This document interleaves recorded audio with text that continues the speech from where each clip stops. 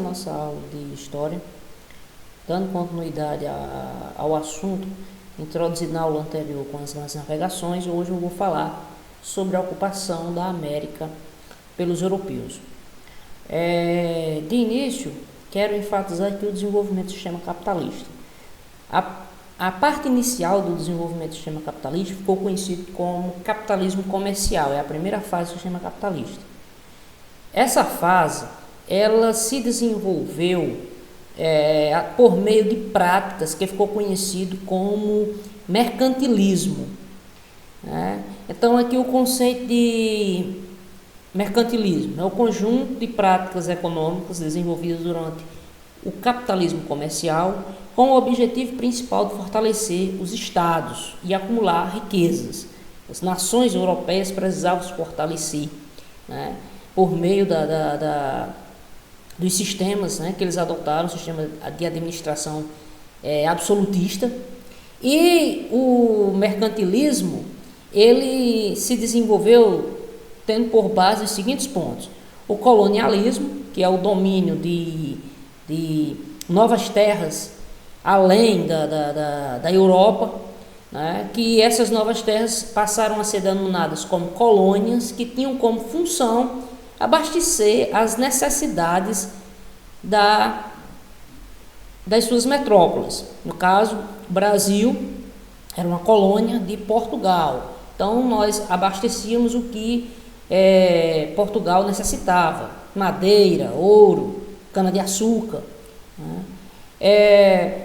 O protecionismo, que é justamente a prática de proteger os produtos nacionais através de taxação dos produtos estrangeiros, ou seja, essa taxação é a cobrança de impostos sobre os produtos estrangeiros, tornando esses produtos mais caros.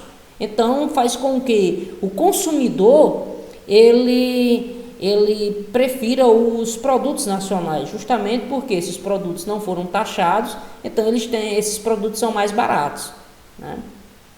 A balança comercial favorável, que é justamente um país ele vender mais do que comprar, assim ele acumula riquezas. E o metalismo, que é justamente a avaliação de riqueza de um país depende justamente da quantidade de metais preciosos que ele tem. Aí porque então nós temos a constante busca, né, dos países europeus por metais preciosos, ouro e prata. Aqui eu trago novamente para vocês aquelas rotas marítimas, né, que ocorreu durante as grandes navegações. Embora Portugal tenha saído na frente nas grandes navegações, ocorre que a Espanha teve uma significativa conquista, né, por meio da navegação de Cristóvão Colombo. Em 1492, Colombo ele deu início à conquista da América. E aí o que acontece? Portugal, como já praticava a navegação também no Atlântico, deu início às tratativas que iria justamente dividir, né, as terras que iam ser conquistadas por Espanha e Portugal. Então essas tratativas diplomáticas resultou no famoso Tratado de Tordesilhas, que foi assinado em 1494. Esse Tratado de Tordesilhas, observem bem o ano, 1494, 6 anos antes do famoso descobrimento do Brasil. Não aconteceu nada disso. Na realidade, Portugal sabia, né, dessas terras, que existiam terras além do Oceano Atlântico, né? Então esse termo descobrimento ele está em desuso. E o que acontece? O Tratado de Tordesilhas, ele estabeleceu um limite que divide as terras entre portugueses e espanhóis. O limite é justamente esse aqui, o meridiano de Tordesilhas. Como é que foi traçado esse meridiano de Tordesilhas? A partir das ilhas de Cabo Verde, contava-se 370 léguas, e traçava-se um meridiano. Pronto, tá aqui foi traçado o meridiano de Tordesilhas. As terras que estivessem a oeste pertenciam à Espanha. As terras que estivessem a leste pertenciam a Portugal. Então nós temos aqui a primeira delimitação territorial do Brasil. Bom, Portugal vai dar início então a um processo de domínio, né, das nossas terras. E uma das, até as primeiras décadas, né, Portugal não demonstrou muito interesse, o que levou o domínio aqui dessas terras a serem ameaçados pelos franceses. Então Portugal viu que tinha que povoar a região. E aí eles desenvolveram o sistema de capitanias hereditárias em 1534. Essas capitanias hereditárias eram lotes de terras doadas a donatários, que eram o nome, né, de quem recebia um lote de terra. Esses donatários tinham a função de desenvolver atividades econômicas, fundar cidades, escravizar índios.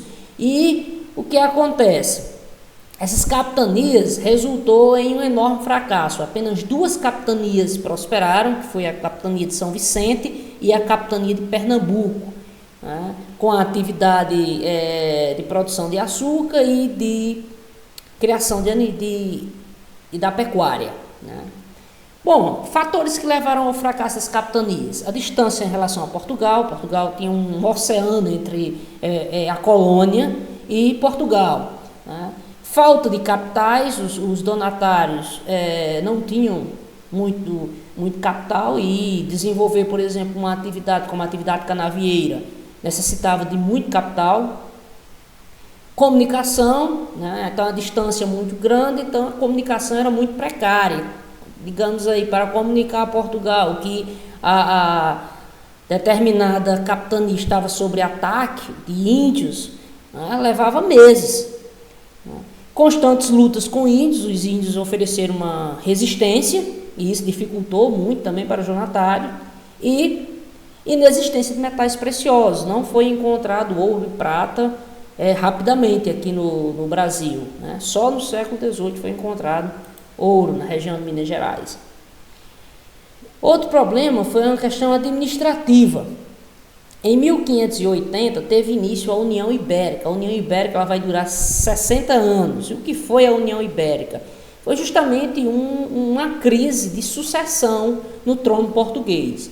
Essa crise de sucessão teve início com a morte de Dom Sebastião, que era o rei de Portugal, um jovem ainda, né, que era o rei de Portugal e estava iniciando então o seu reinado, e queria queria passar para a história como um grande conquistador. O que acontece? Em uma batalha no norte da África, Dom Sebastião desapareceu no meio dessa batalha em 1578 e não deixou descendentes, né, não tinha filhos.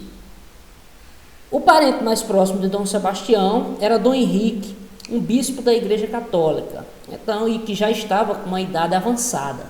Então, por ser bispo, logicamente, então, ele tinha votos de castidade, também não tinha descendentes. 2 anos após assumir a monarquia portuguesa, Dom Henrique vem a falecer.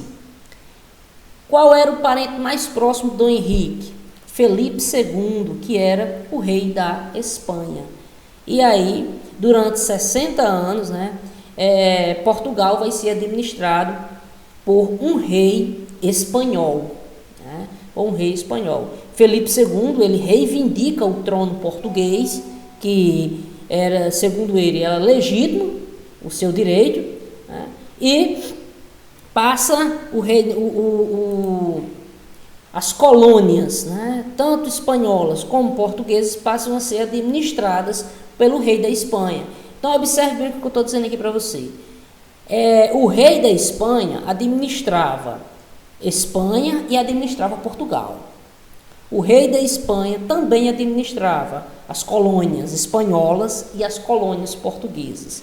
Isso vai trazer uma grande transformação. Porque você lembra lá do meridiano de Tordesilhas, que dizia que essas terras aqui, deixa eu voltar lá no meridiano de Tordesilhas, aqui, olha, essas terras pertenciam a Portugal, ou seja, os portugueses só poderiam desenvolver atividade econômica aqui.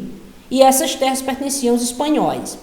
Só que agora, meu amigo, o que aconteceu?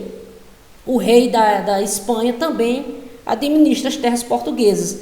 Então, o que vai acontecer é que os portugueses vão começar a avançar o limite do meridiano de Tordesilhas, vão começar a povoar a região e a desenvolver atividades econômicas. E com o fim, após 60 anos de União Ibérica, com o fim da União Ibérica, vai ter início aí um conflito diplomático questionando a quem pertence agora essas terras. Que o meridiano de Tordesilhas dizia que era da Espanha, mas quem efetivamente desenvolveu atividades econômicas da mineração, criou cidades, foram justamente os portugueses. E aí isso resultou em um acordo, em um tratado, né, que teve como princípio o ut potentes, que é justamente a terra pertence a quem faz uso e desenvolve a atividade nela. E dessa forma o Brasil adquiriu um grande parcela de seu território, ganhando praticamente as dimensões territoriais que nós conhecemos hoje. Então, pessoal, esse acordo resultou justamente, né, numa grande vitória para os portugueses, posteriormente também para a formação do território brasileiro. Certo, pessoal? Essa foi a nossa aula. Até a próxima.